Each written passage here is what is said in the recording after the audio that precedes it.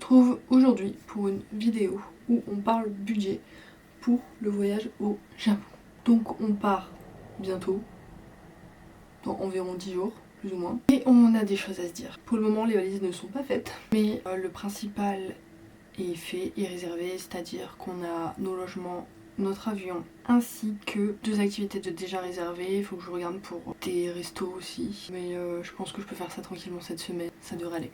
Alors, dans un premier temps, parlons budget. Beaucoup de personnes vont te dire que c'est soit très cher, soit vraiment pas cher. Je pense personnellement que ça va dépendre de comment tu gères tes voyages. Comment est-ce que tu vois le voyage, j'ai envie de te dire. Parce que personnellement, déjà, pour le logement, je vais pas dire de prix fixe parce que ça reste quand même le cadeau d'anniversaire de mon copain. Donc on est sur environ 900 € pour tout, en prenant en compte aussi l'hôtel à Paris la veille, ainsi que l'hôtel de Narita avant de reprendre notre vol, qui est à mon sens correct.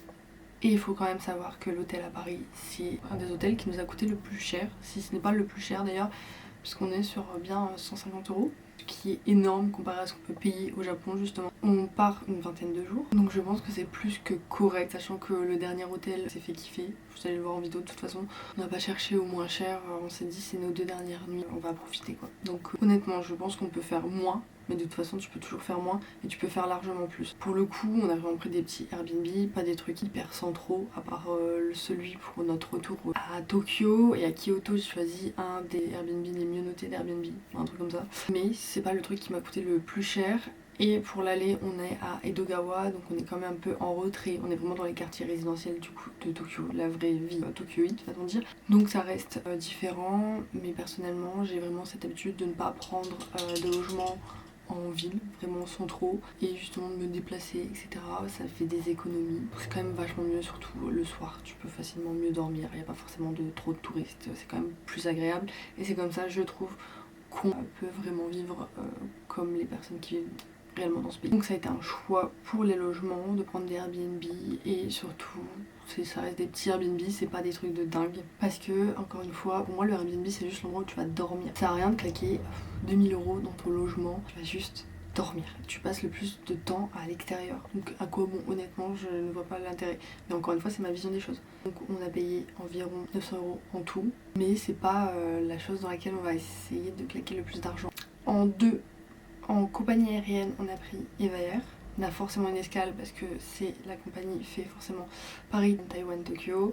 Ça reste des escales relativement correctes. On est aux alentours de 2 à 8 heures. Elles peuvent varier, mais généralement c'est ça. C'est très rare que les escales avec Eva Air dépassent 8 heures. C'était un choix aussi. On a payé chaque aller-retour 850 €, ce qui est plus que correct. Surtout que ce n'est pas une compagnie aérienne low cost, donc on va quand même être relativement bien accueillis, je l'espère. J'ai eu que des bons retours, en tout cas des personnes que je connaissais qui avaient pris Eva Air, donc je suppose qu'on sera très bien. On a plusieurs choix généralement en termes de compagnie pour le Japon. Air France le fait, Japan Airlines, il y en a d'autres bien évidemment, des compagnies chinoises, etc. Alors les directs, ça monte très vite.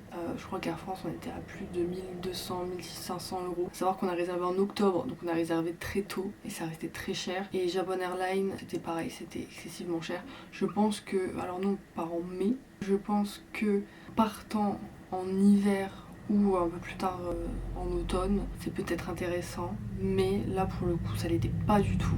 Et encore une fois c'est pareil, je vois pas l'intérêt, enfin le jour où je peux voyager en business, why not.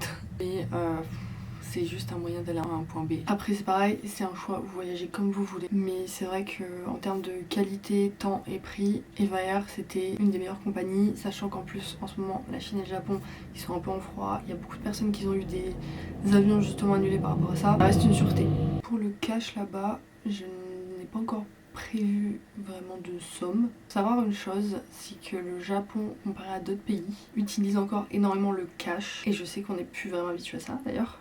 Mais ça reste important. Alors, soit de retirer de l'argent en France et de faire l'échange là-bas, soit de demander à sa banque des yens du coup avant de partir. Moi j'ai fait ni l'un ni l'autre. Je vais juste retirer de l'argent là-bas parce que j'ai une carte gold et j'ai d'ailleurs fait exprès de prendre une carte gold pour les voyages.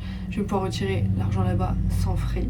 Il ne faut pas oublier que les frais peuvent très vite monter, donc envisagez soit d'avoir déjà du liquide, soit de demander à votre banque des yens avant, comme ça ça vous évitera de payer beaucoup trop de frais. frais pour rien. Donc je pense personnellement qu'en arrivant directement à l'aéroport, je retirerai peut-être une centaine d'euros histoire de pour les premiers jours et après on verra.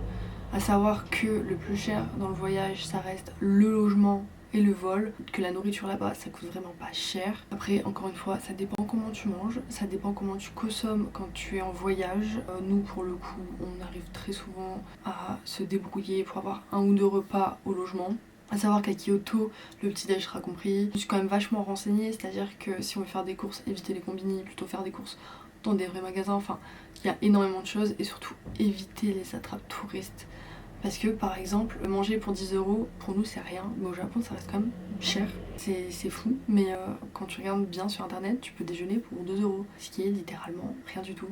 Donc c'est ça, c'est si vous partez, vraiment renseignez-vous avant. Ça peut vous éviter beaucoup de dépenses inutiles et vous permettre d'économiser quand même pas mal d'argent. Alors oui, c'est les vacances, on se fait plaisir, mais bon, si c'est pour payer un repas, un rein et qu'il ne soit pas exceptionnel, c'est un peu nul.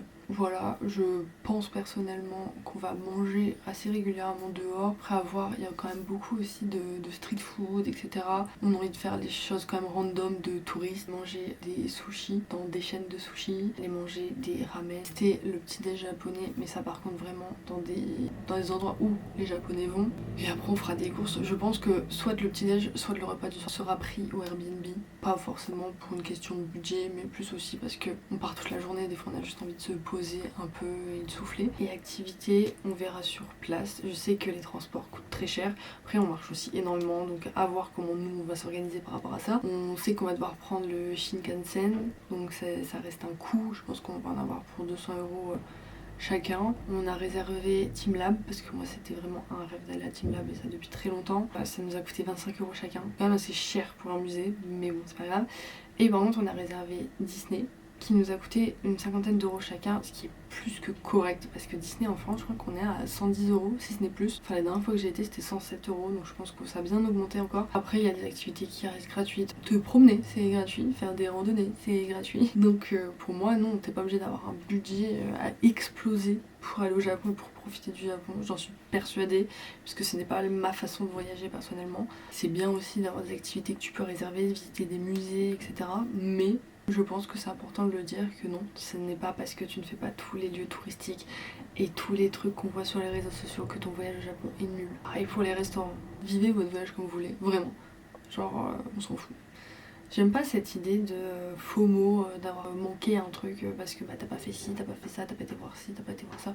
C'est usant en fait, genre on voyage tous différemment. Nous, pour le moment, on est à environ 2400. On verra par la suite, je referai une vidéo justement pour parler budget après Japon, ce qu'on a dépensé, ce qu'on a vraiment consommé, et on verra bien. Mais pour le moment c'est plus que, enfin à mon sens, c'est plus que correct quoi. Pour les valises, pour le moment on n'a rien de prêt. On a reçu le de mon copain. Je pense qu'il y a une chose à savoir avec Eva Air, c'est que on a le droit à 2 bagages en soute. On a le droit à un bagage cabine, un sac cabine. Donc nous l'idée c'est de partir avec nos bagages cabine, nos bagages en soute, donc un chacun en soute, et de partir avec le minimum possible pour revenir avec des choses du Japon bien évidemment. Pour nous l'idée c'est de partir léger. Ensuite, ce qu'on a déjà acheté ici, j'ai pu le montrer dans la précédente vidéo, mais je pense que c'est bien de faire un rappel, les adaptateurs. On a pris la skincare. On a été acheter récemment des pansements, parce que c'est toujours bien d'en avoir. Vous pouvez me faire confiance, j'en ai jamais. À chaque fois on se retrouve à en acheter à la dernière minute et ça nous coûte un rein. Des médicaments, des trucs random de type paracétamol, Smecta, des Imodium, enfin vraiment les choses qu'on peut utiliser régulièrement, qu'on aime bien avoir sur soi si on a un problème, parce qu'on part quand même à l'étranger, on ne connaît pas forcément tout ce qu'on va manger, on va goûter des trucs, peut-être que ça va nous rendre malade, on n'en sait rien. C'est bien d'avoir une mini trousse de secours. Le Japon c'est pas le tiers-monde, il y a de tout. Je sais que personnellement quand je suis malade, Imodium c'est le truc qui marche le mieux. Je prends ça, c'est tout. Il n'y a pas de discussion à avoir. Après c'est pareil, si t'es habitué à t'épiler avec un tel truc, machin, tu le prends. Tes serviettes hygiéniques, tu les prends. Beaucoup plus safe. Et c'est une charge en moins, t'as ça dans ta valise. Généralement en plus ça prend pas tant de place. Et t'es tranquille, t'arrives là-bas, t'as pas à penser à ça. Bien sûr, on a les brosses à dents, les dentifrices, etc. pour tenir au moins les premiers jours. Et après on achètera des choses là-bas, ce sera plus pratique aussi. Mais c'est juste arriver sur place, avoir l'essentiel et ne pas se prendre la tête du tout. Je suis vraiment stressée de me dire qu'on va avoir 10 heures de vol. C'est mon premier long courrier. Le plus loin où j'ai pu aller, je crois que c'est le Maroc, donc Marrakech. ce qui n'est pas très loin d'ailleurs. Donc c'est un peu stressant, faut encore qu'on prenne une eSIM d'ailleurs. Donc je sais aussi qu'à Taïwan on pourra contacter personne, mais je pense qu'on n'aura même pas le temps de toute façon, le temps de sortir de l'avion, d'aller au terminal, etc. Bref, les transports. Pour le coup, les transports, même si je me renseignais énormément, j'ai beaucoup lu. Au-delà d'avoir regardé sur les réseaux sociaux, j'ai beaucoup lu sur le Japon. Enfin, ça fait des années que je me renseigne. Savoir que tous les transports sont en japonais, je trouve ça assez stressant. Mais je m'en fais pas, je sais que ça va aller. Enfin, je m'en suis toujours sortie, donc il n'y a pas de raison. Et ouais, je pense qu'il y a cette barrière de la langue un peu qui fait peur, même si ça devrait vraiment aller. Et bien évidemment, le jet lag. J'ai peur que le jet lag nous mette une pâtée incroyable. Parce qu'encore une fois c'est la première fois que je pars aussi loin, donc bien évidemment que le jet lag ça fait un peu peur. Je pense que ça devrait aller. On va faire en sorte la veille du vol de se fatiguer un peu, de pas dormir plus que nécessaire. Et je suppose que ça se fera tout seul. En fait j'ai vraiment peur qu'on arrive extrêmement fatigué et qu'on profite pas de la première journée, même si dans tous les cas on va pas vraiment profiter de la première journée.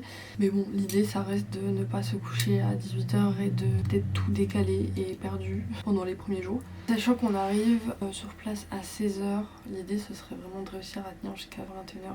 Après peut-être que je dis ça et que dans l'avion on va dormir comme des bébés. Pour le coup, je vais pas vous mentir, je suis quelqu'un qui dort très facilement dans l'avion, donc j'espère et je suppose que c'est ira. Donc voilà, j'en suis à J-10 avant mon départ pour le Japon. Si vous avez des conseils ou des questions, des adresses, des trucs absolument à faire ou à éviter, n'hésitez pas. Merci d'avoir regardé cette vidéo. On se retrouve mardi pour normalement la vidéo de préparation de mes valises. Normalement. Je dois encore préparer mes tenues et tout, je ne sais pas encore ce que je vais prendre. Enfin plus ou moins. Merci d'avoir regardé cette vidéo. N'oubliez pas de liker, commenter et de partager. Je vous fais des gros bisous. À la prochaine.